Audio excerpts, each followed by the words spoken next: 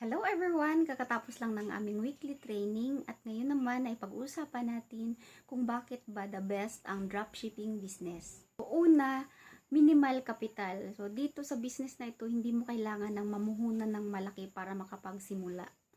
Mababa ang gastos dahil wala kang physical store or warehouse na kailangang bayaran. Kahit nasa bahay ka lang, pwede mong patakbuhin ang negosyo mo. Sobrang flexible din ito dahil pwede mo itong gawin kahit saan basta may internet. Mas mababa rin ang risk at hindi ka mag-aalala sa mga unsold inventory. Ang kailangan mo lang ay mag-focus sa marketing at pagbabago ng business mo. Kaya perfect ito sa mga gustong magkaroon ng work-life balance. Yan ang rason kung bakit 3 years and counting na tayo sa business na ito.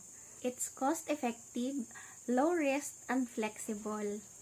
Kaya kung gusto mo mag-start ng business na may potential for growth, masasabi ko talaga na ang dropshipping yung pinaka considering na business. Yun lang po. Thank you for watching and don't forget to hit the follow and like button para updated kayo sa next video natin. Thank you and good luck sa inyong dropshipping journey.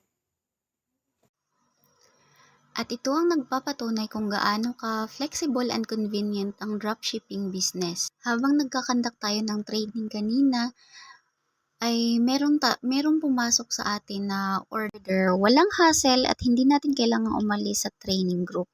And order. Walang hassle at hindi natin kailangang umalis sa training para makapag-place ng order ni customer dahil sa dropshipping nagawa natin na mag-multitask effectively. Natutukan din natin ang ating training habang kumikita. Kapag conduct ako ng training on one side and at the same time, satisfied customer receiving their order on the other. So yun lamang po. Thank you!